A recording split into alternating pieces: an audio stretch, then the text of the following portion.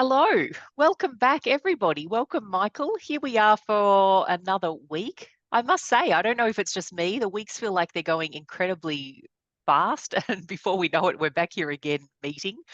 I thought I would just share with everyone before we hit record today. I was just sharing with Dad that I've had an exceptionally busy week.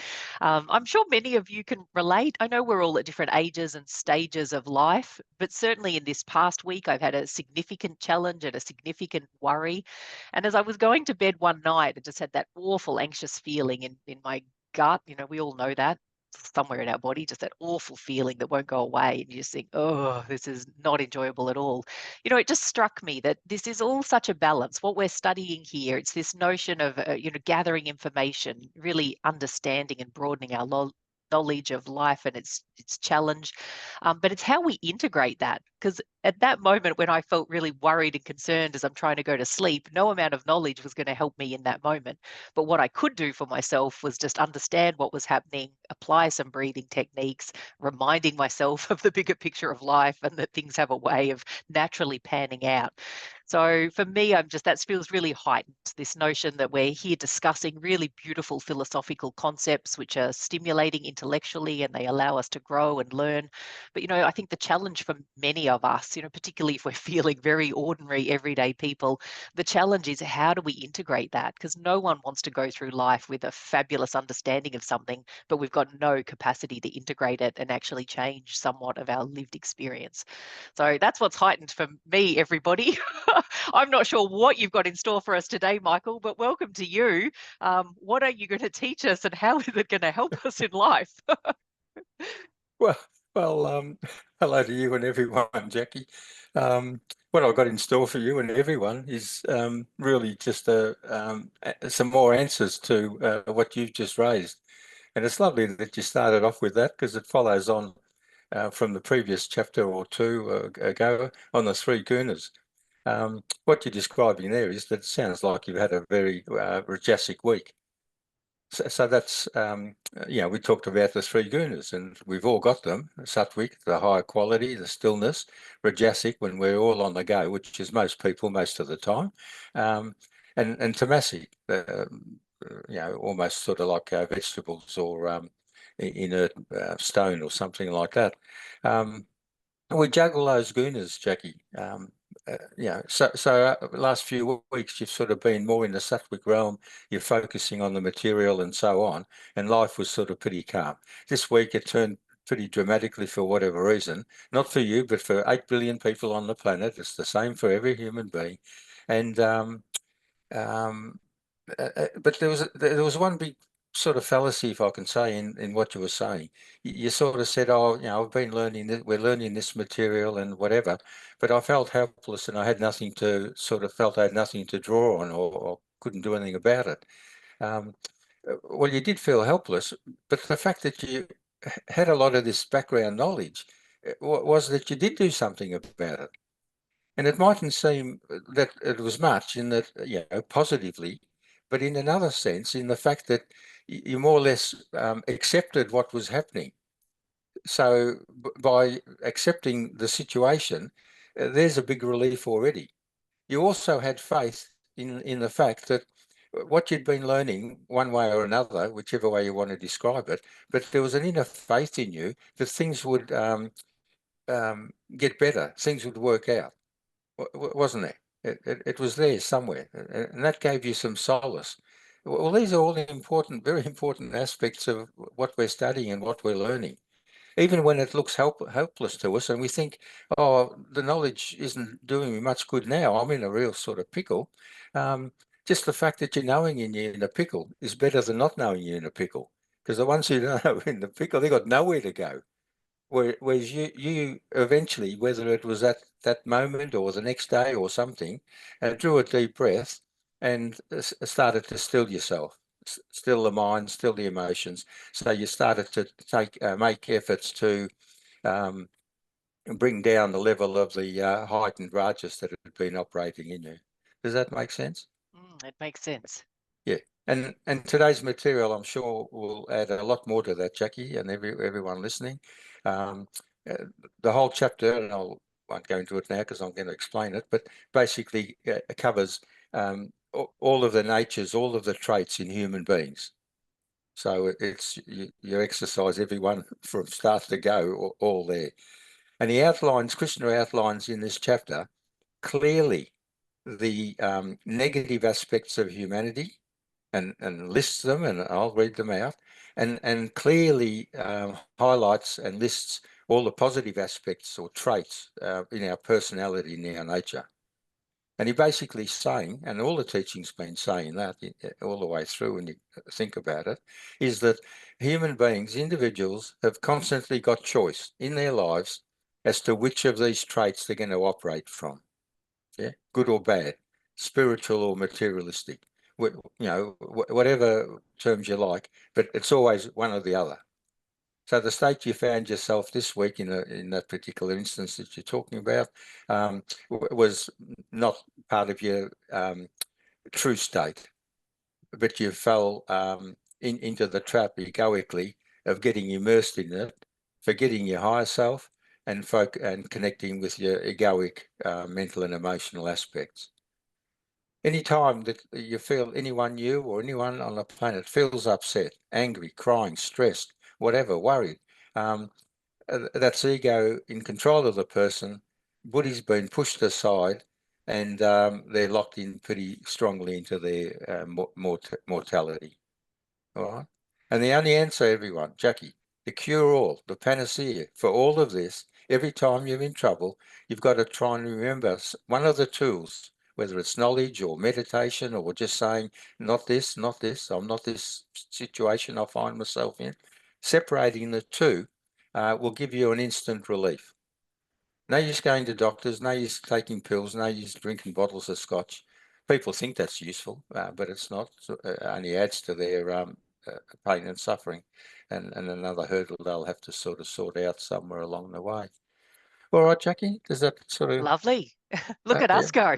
Yeah, look at us go. Diving in deep from conversation number 1. Well, we're chapter 16, it's 18 chapters, so we're nearly there.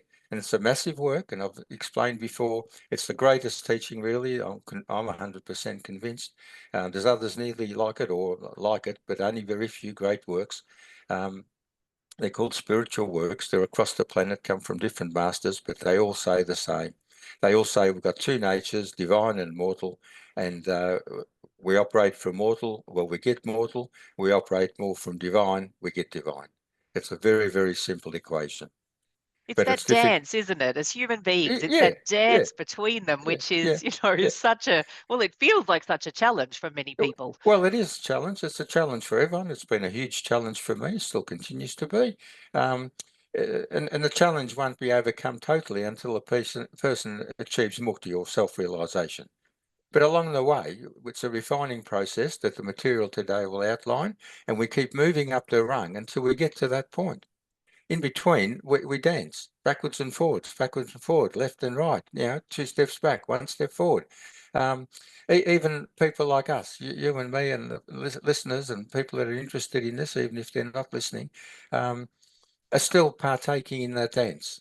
But more and more, we're learning the right moves, the better rhythm, and don't want to do the stumbles and standing on each other's toes and that sort of stuff, if I can continue using your analogy. Very good. All right, well, I better continue on, or you might still be crying tonight. I know you weren't crying, but we got what you said. Oh, no, I might have been. Don't worry about that. Full spectrum of human emotion this week.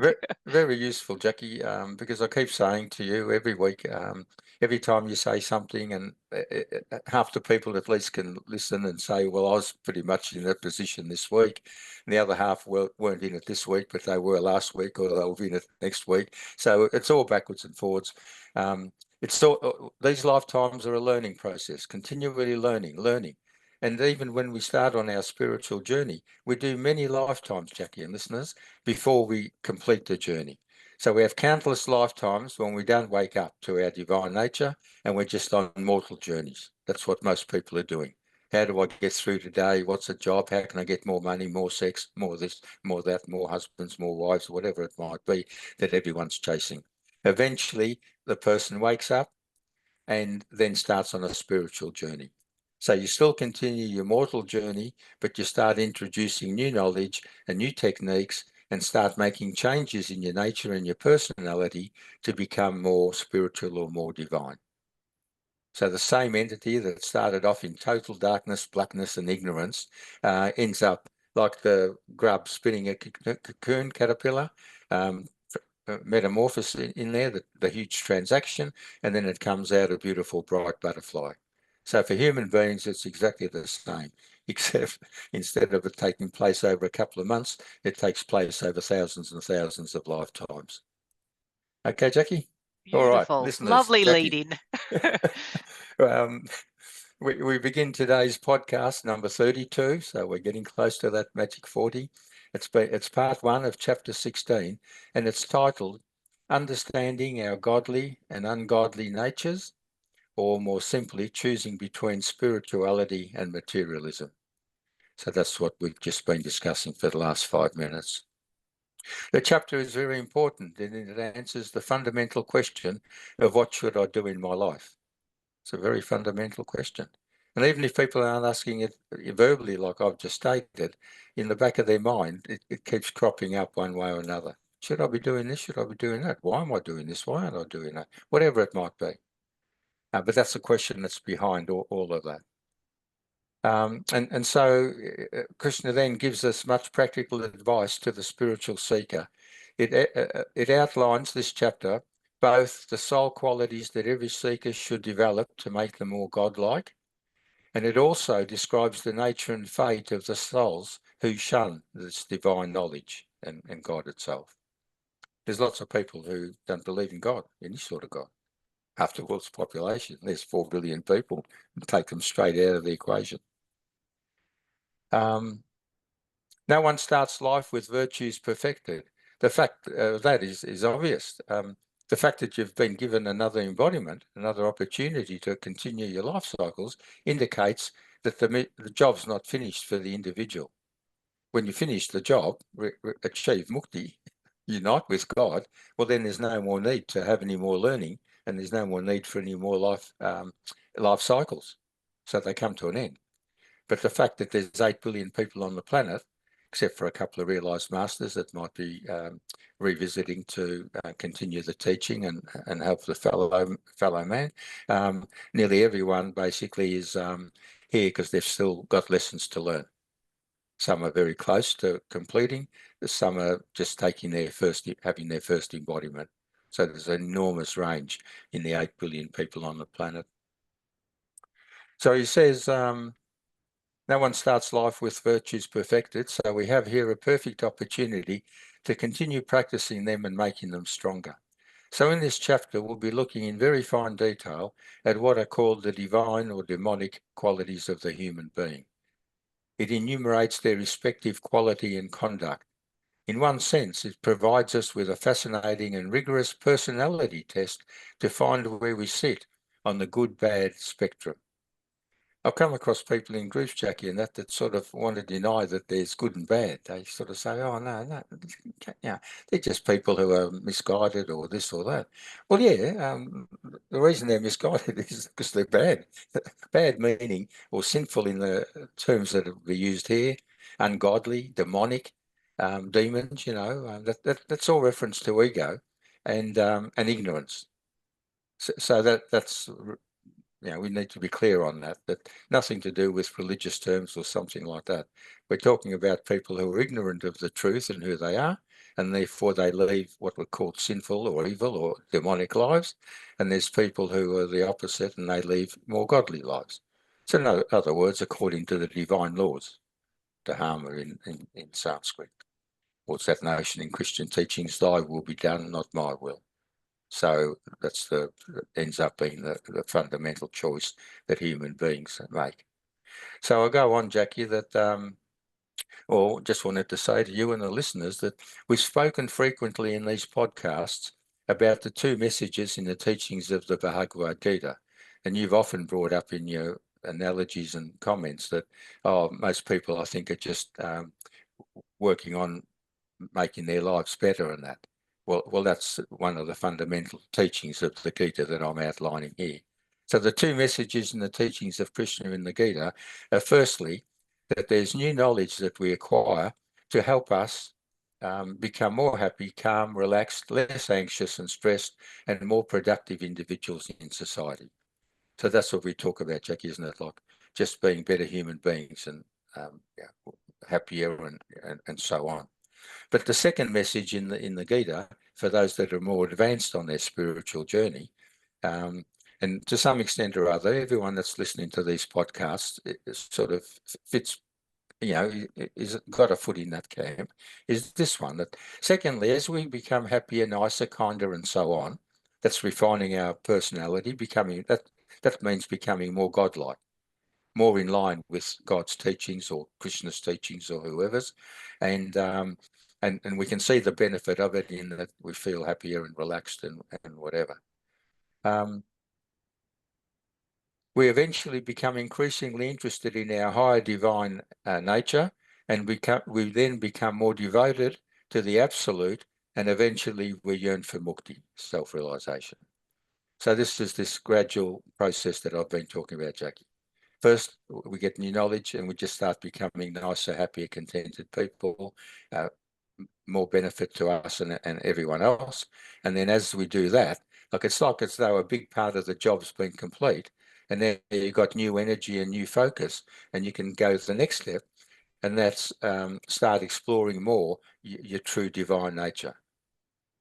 Like you and everyone understands, oh yes, I've got a high nature, I've got a soul or higher aspect, but very few people understand it as fully as they need to. And the chapters that we've been looking at, from 7 to 12, were focusing on that higher self, all of those chapters, so that it gave us more understanding of what this higher self in me really is, this soul that I've got, this connection with consciousness itself. So can you see what I'm saying there, Jackie? That's the two teachings in the Gita. Firstly, help the people understand. That was particularly the first part of the 6 chapters. All the right action, sacrifice, learning to control the mind, becoming wiser, all of that. Then we looked at 6 chapters on our divine aspect, both talking about the same aspect, but we didn't know the second one too much. Now I'm sure everyone understands much more about both their mortal and their immortal. And I've said right from the start that in the last 6 chapters, which we're well into now, chapter 16, the two start more and more coming together. One bounces off the other. We integrate them. All right. So continuing on in this somewhat unusual chapter, the Gita departs from its usual lofty view of human nature and describes now in very clear detail the two opposing forces, which I've mentioned already or referred to in a number of these in so far in this session. Describes in clear detail the two opposing forces within each individual. All 8 billion people have got these two opposing forces. Now, the teaching lists the forces sort of in one aspect and lists the opposing one in another. I just want to say to you and listeners, Jackie, that everyone listening here has got some of both in their makeup. Yeah, no one's totally good and perfect. And that, might be doing an injustice to a few of our listeners. The ones that have realised, well, yes, you have, but the others are still got work to do. And then there's the ones who haven't started on their journey, and they're operating from total mortal egoic darkness, ignorance. But even they still can be nice people and kind to each other, and be nice mums and dads and take their kids to basketball. They're not meaning they're all murdering each other and stuff like that, but they've got a total absence of any notion of spirituality or the divine within them. So in that sense, they're operating in what's called darkness. Is that clear, Jackie? It is clear. Okay, so I'll continue on. So he in just 2-line summary, he says, there's those operating from goodness. This is predominantly like the gunas. No one's got just one or the other, but predominantly. I would put to the listeners, and Krishna will say this to you all as well in a few minutes, but the fact that you're even listening to these podcasts indicates that you come into this category.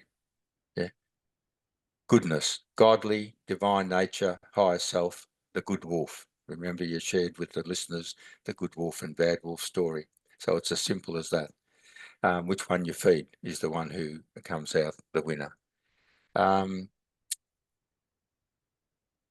Now, you mightn't be saying, oh, I feel godly or I'm doing godly work or something, but that's what you're doing, because what you're all interested in is understanding your divine nature and your higher self.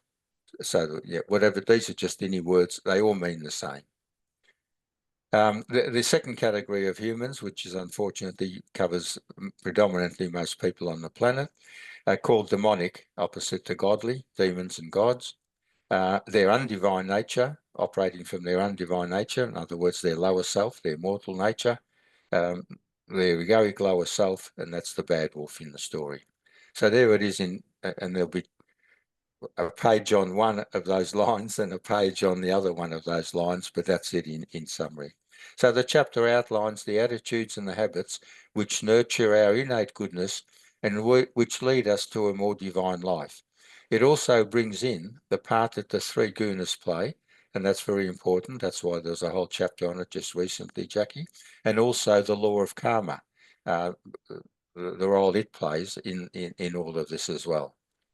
So the cycles of birth and death, the birth and death, I showed the diagram last week, Jackie, all those cycles.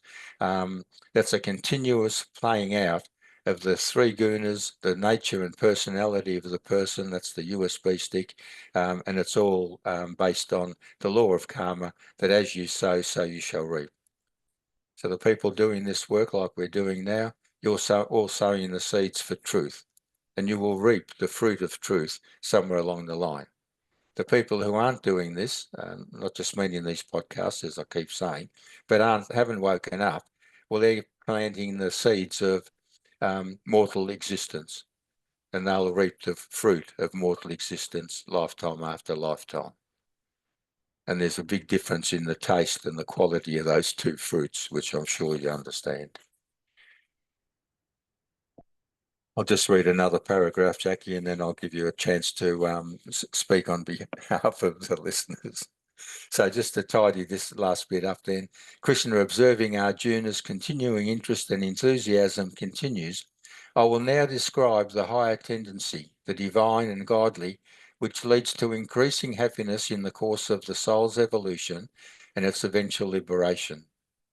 But there is also a downward current leading to suffering and enslavement of the spirit through its degenerate demonic tendencies, and that leads to the path of self-defeat, or sometimes referred to as self-destruction. So they're what's called the two pathways. So Jackie, is there anything you'd like to add here before I continue on? No, I think continue on. I don't have anything brewing or brimming. I think All right. people are probably just interested to learn and hear more. All right. So now I'll start outlining indeed, that was just sort of like an introduction into these two qualities that are going to be referred to. Krishna now in great detail elaborates the godly qualities in a human being. As I'm reading them out, listeners, and you know, I've got them listed. There's 26 that are in the Gita, so I've listed them like just as bullet points. But the qualities, you can all understand kindness or forgiveness or tolerance. So yeah, there's just a list there. And as I'm reading them, listeners, Jackie, just reflect.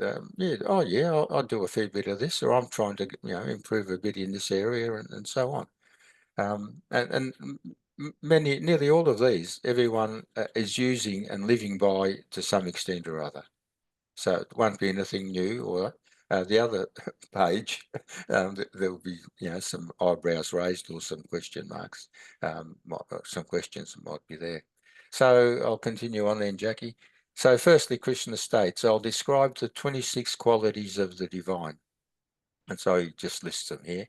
I think it's all pretty self-explanatory. Fearlessness, purity of heart and emotions, steadfastness in pursuing the truth, charity, control of the senses, sacrifice, the spirit of giving, study of the great scriptures. This is certainly what we're doing in this podcast, Jackie. We're studying one of the greatest scriptures, the Bhagavad Gita. Purification, the changing of the personality. We're constantly trying to change our personalities, aren't we, Jackie?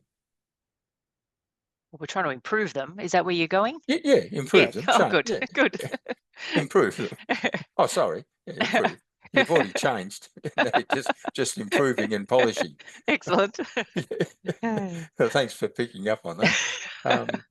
Purification, changing of the person is straightforwardness, integrity, sincerity, doing no physical, mental, or emotional harm. No one would disagree with that. Yeah, even the people who aren't awake, most of them, as I say, they don't want to go out killing everyone and all that sort of stuff. But they make, huge mistakes because they do a lot of damage in hurting people mentally and emotionally.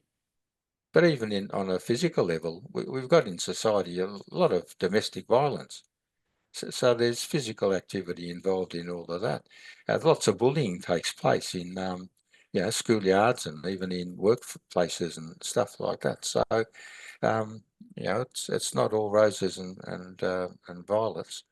So continuing the list of godlike traits, he lists some more: truthfulness, absence of anger, renunciation, letting go of worldly attachments, equanimity, compassion, reducing desires, gentleness, modesty, vigor, not fickle, forgiveness, fortitude, courage, endurance, and perseverance, cleanliness of body and mind, no hatred and no pride. We'd all like more of that, wouldn't we, Jackie? We would. It's an impressive list. No, well, that's what we're all, again, I would put to you and the listeners and me, we're all trying to keep working in these areas and keep improving them and what's called polishing and refining them. Make sure we don't forget and slip and, so it becomes more of our true, pure nature rather than dancing backwards and forwards, when you're on the stage with these, if you've gone away from any of those, well, you've either gone behind the curtains or you've tripped off on the front of the stage and fallen over. So Krishna, so he then continues, all of these, Arjuna, are the cardinal virtues and tendencies that reveal the real nature of the human being, their divinity. So the more we operate from that, those things listed there, the more it indicates to us that we're operating more from our higher divine nature, our godly aspect. Thus the divine conquer their ignorance-based desires. They live in peace and happiness until they reach the goal of enlightenment. It's no accident. This ties back in with the two messages in the Gita, Jackie. He's making it clear here. He's saying it's no accident that the same positive tendencies that are conducive to our spiritual growth also make for a greater enjoyment of the material world, our everyday lives. So both messages coincide. It's no accidents that they're both there, and they both work hand in glove, so to speak, and one way or another, it all comes together in the end. Those wishing to improve their life simply need to work on these virtues listed above and courageously refine, polish, and let them shine. So that's what the comment you made just a few minutes ago, and what I'm certainly agreeing with and reinforcing in that last line. As we're all woken up, we're all on our spiritual journey, everyone listening. Otherwise, you wouldn't be listening, simple as that. The job for us now in the remaining part of this lifetime, and if we don't complete it, next lifetime, we'll be better equipped in the next lifetime. We'll just keep on refining and polishing and so on. It's a beautiful list. I think it's so appealing to people because for people, wherever they're at on their journey, in this kind of journey, raising consciousness and living a more deliberate and thoughtful life, they are all the ways people are trying to improve for their own benefit and their own inner enjoyment and to have less turmoil, but also to have more kind and connected and loving relationships and friendships and ways of integrating and being with the people that we share life with. Very appealing to draw our attention to those qualities. Yeah, and I've referred to this on a number of occasions during the podcasts, the previous 31, one way or another, that all the work we're doing is of benefit, one way or another. It's immediate benefit in that whatever new knowledge someone's getting is helping them relate more to these qualities and aspire more of them. And then a bonus, if you like, on top of that, the icing on the cake is for the more advanced ones, there's enough there as well that says and it brings about a greater understanding that as I'm refining myself, I'm actually getting closer to God. They go hand in hand. They're not two separate things, but they're stages, they're stepping stones along the way. So, Jackie and listeners, this may seem an overwhelming task, but remember, you're already living most of them to some extent or other. The message simply is, this is my little add-on to it, keep at it. Yeah, exclamation mark, keep at it. So we've talked about it, I think so. Unless you want to add any more, Jackie. No, now I'm getting concerned for the second list. Okay, well, Oh, gee. don't get concerned, and I don't want anyone else to be concerned. It's not meant to be like a hell sort of lecture, you know, brimstone and whatever. But you can't. No one can escape the truth, Jackie. So what Krishna's teaching is truthful, and just like he showed himself in the previous chapter when Arjuna asked to see him, and he was a bit horrified and awestruck when he saw the destructive side of the Lord. Yeah. The Lord's beautiful when he brings a creation into existence and loving and kindly sustains it, but then he brings it to an end, just like our life cycles come to an end. So you can't, he doesn't shy away, nor should he, and I don't shy away, nor should I, because I'm trying to help people in whatever way I can. And the individuals listening needn't shy away from it as well, because we've got some of these tendencies. Like where we've got love in the other one, well, there's also sometimes some hatred in us. We hate someone, or we used to hate someone. Now we've learned and we say, no, I don't like hating anyone. But it was there, wasn't it? And we know people who are hateful. And you've only got to look around the world and you see how much hate is in the world. Yeah. And then it ends up in violence and wars and people, thousands of people being killed and all sorts of stuff. That's what these demonic qualities are like. And so for every generous person, or you know, we're all generous, but sometimes we're a bit miserly, we're a bit stingy. We don't, yeah, and it's not just giving money or something. We don't give as much love as we can. We sort of withhold a bit from someone. Oh, they sort of, you know, screwed up their nose at me at the meeting yesterday, so I'll sort of gushing and so much today. So it's all on very, you know, on all different levels. Most of it's very subtle, but it's still sort of there. So, Jackie and listeners, gives me great delight because everyone needs to listen to this, and the main purpose is not to blame yourself. I'll mention this, and not to destroy yourself, whip yourself into a frenzy. Oh my God, I thought like that last year or 5 years ago, or I said that. You know, I need to whip myself mercilessly. No, no, no. Firstly, there needs to be a recognition. So you need to understand all this. Secondly, there needs to be an understanding that everything's been a learning opportunity. Everything that's happened in our lives is an opportunity to learn, to learn and to keep progressing. So nothing in that sense is ever wasted. So we're not judging here. Krishna's not judging, not blaming, not self-destruction or anything. Just understand these things happen in human beings, by human beings, and they need to stop happening. Otherwise, the being will continue suffering. And often they pass the suffering on to others as well. All right. So now in a rare somber tone, it's a nice little lead in, isn't it, Jackie? In a rare somber tone, Krishna there describes the opposite to what I've just read out on that other page.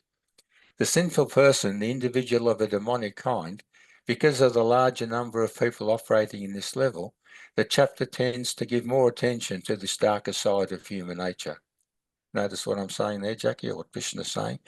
More people are operating in this age of Kali Yuga, the age of darkness and ignorance, that's predominantly where many people are operating from, to some extent or another. He says that's why there's a lot in this chapter, and so next podcast, I'll continue. The teaching will continue in this vein as well. The whole chapters on this aspect. But before he elaborates more fully, he assures Arjuna and us. This is very important, Jackie, listeners. He's assuring Arjuna and you and me and everyone listening that the seeker that are we're all, because we're all seekers, that he is of the divine type, so he shouldn't be alarmed. In other words, we're predominantly operating and wanting to operate from those previous lists that I've read out, not from these ones here. So he's just getting in early and saying to Krishna, you're okay, mate, like you've got work to do, but you're heading in the right direction. Does that make sense? Mm-hmm. I hope it's clear for everyone, because that's the purpose of this message. So Krishna now turns his focus on explaining to Arjuna the behavior, nature, quality, traits, and conduct of the demonic individuals. This also illustrates what happens to any person operating with very high levels of tamasic and rajasic energies, moods, and very little sattva. So predominantly what's outlined here is for people mainly from the rajasic and tamasic higher aspect in their being. He also reminds him that these examples are not for judging, nor for dwelling on negatives, or for self-blame. And I got in earlier there to mention that. But to observe and to guard against them and to learn from them. So when something happens in our life, I've gone into ungodly qualities. I don't want to be operating from ungodly qualities. I'm learning to do that, and I want to go back to godly qualities, the opposite to whatever one it is. That's the whole process. Okay. Mm-hmm. He says the mnemonic live constantly contrary to scriptural teachings in agitation and sorrow. So if you're not following the teachings of any of the great masters, inevitably you're leading some sadness, unhappiness, stress in your life, anxiety, all of those things. With endless desires, they go through the endless cycles of birth and death. These people are deluded, impure, and fierce in their deeds. They know not what action to take and what to abstain from. They consider the world as a playground of desires, lust, and fleeting pleasures. Nothing else. There is no truth, no God. For such people, life does, the demonic personality is basically atheistic. For such people, life does not originate in God or divine reality. And taking such a low view of human nature, they cause much suffering to themselves as well as others. So out of ignorance, people that don't know this, they haven't made any effort to know it, and so they cause themselves and others continuing suffering and ignorance. In amongst it, they go to a party or, have a good time, and they laugh and they say, oh, I'm having a fantastic time. They go on a holiday. Oh, this is beautiful. I love it all. This is lovely. So that it's not, no one's operating from, except people who are in a very dark hole, of course. But all the fleeting pleasures and that they disappear very quickly, and many of the harsh aspects of life that the people are living by are constantly by their side. So they cause much suffering to themselves and others. Thus hypocrisy, pride, insolence, cruelty, and ignorance abound. Holding these distorted viewpoints in their minds, I'm sort of glancing at my watch as well, Jackie, and looking at the good. page I'm on. I'm glad you're keeping an eye on that. I'm starting to feel the pace quicken, but everything's under control, Jackie. Trust me. Holding these distorted viewpoints in their minds, they become enemies of the world and serve a negative purpose. Without thinking of the consequences of their actions, either physical, mental, or emotional, they cause much destruction and suffering. Stuffed with endless insatiable desires, they are arrogant, vain, and prideful. They live in a delusion and chase blindly their evil, that is untruths, and those things that lead to suffering. So evil there meaning not operating from the truthful laws.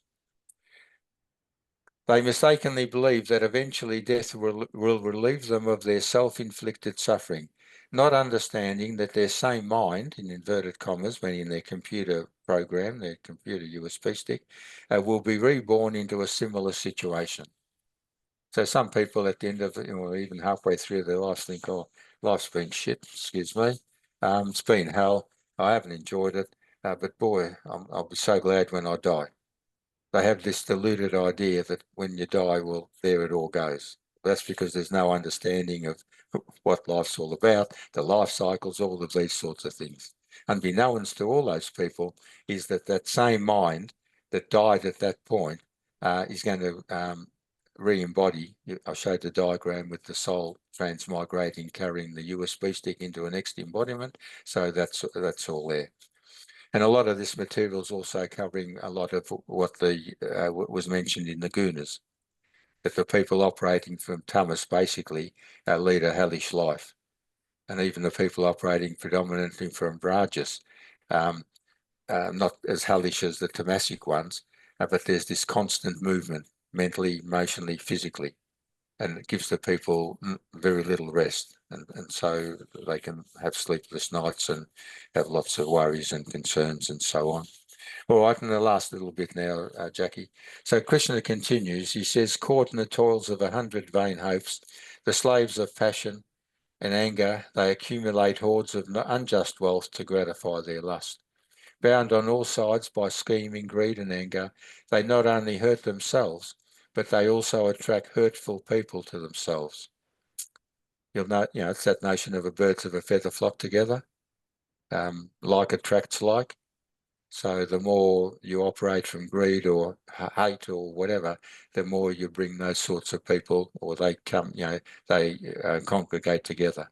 It's part of the cosmic sort of web, if you like, of like a spider web. That's how it traps groups. So there's a drug web, there's a greed web, there's a so-and-so web, all different webs.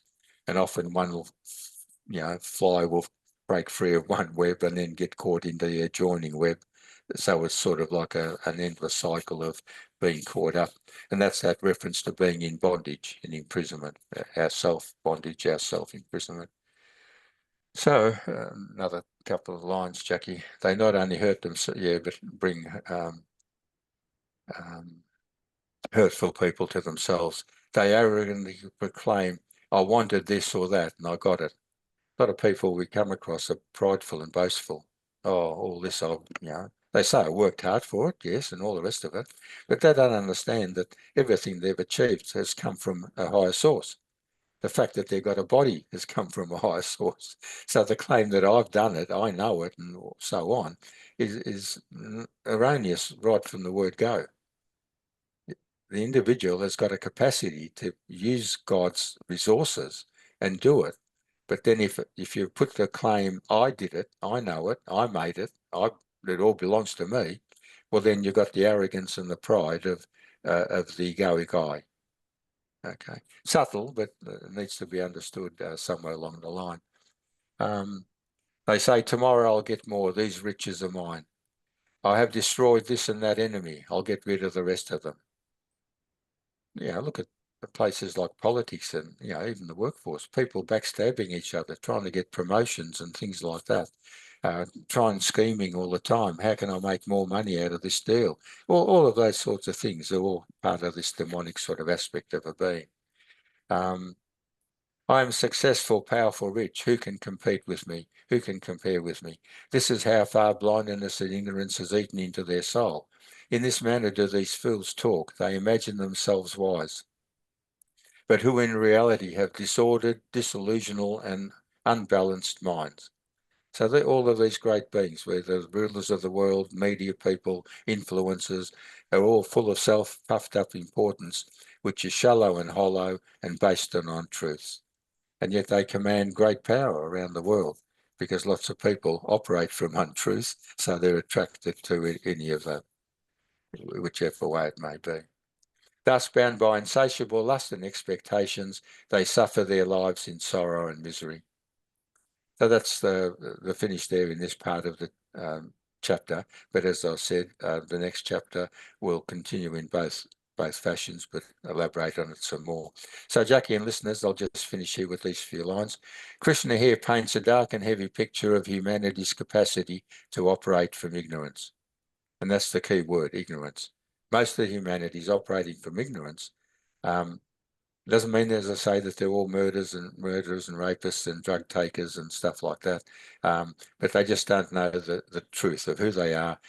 What's the purpose of the creation? So who am I? What am I meant to be doing? What happens when I die? So in that sense, if you don't know any of those questions, if you don't know any of those answers, you're operating from ignorance and you fall into this category of the godly or demonic being.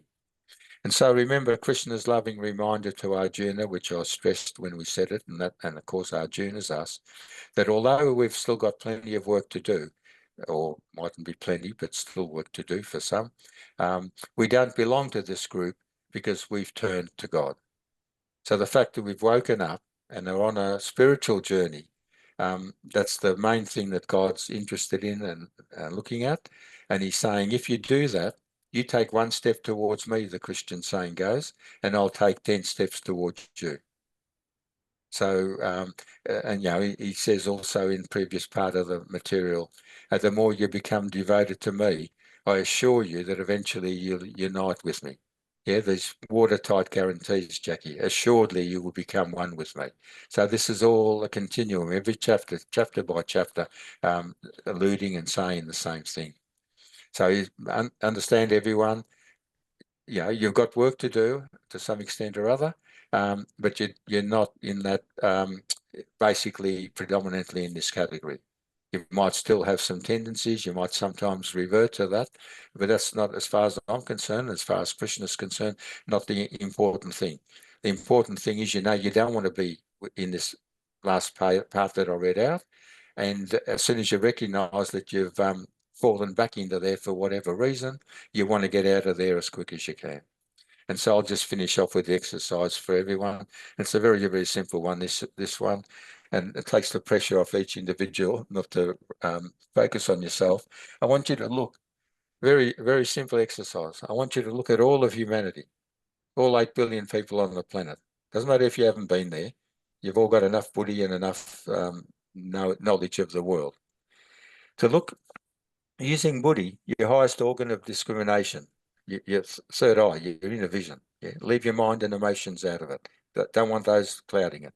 Just still, close your eyes. Only take 2 or 3 minutes, and spread yourself all over the world: North Pole, South Pole, East and West, Russia, China, India, Australia, France, Germany, Syria, Afghanistan, anywhere. In the essence of time, we really have to move. Observe all of humanity worldwide and see what it's doing. And you'll see very quickly, very easily, which of these 2 categories most of humanity is operating from. Thank you, Jackie. Love you. Beautiful. Love all the listeners. Thank you, everyone. And I'm sorry to wrap him up quickly, but there's a lot of action happening in our house today, which I did forewarn Michael of. So we've got to wrap up fast, but lovely session. Thank you so much for your time and your sharings. And we will tune back in next week and pick up from here. Take care, everybody. Worked out beautifully, Jackie. I covered every word I had planned. So excellent. it all worked out. Thank you, everyone. Farewell. Have a nice week.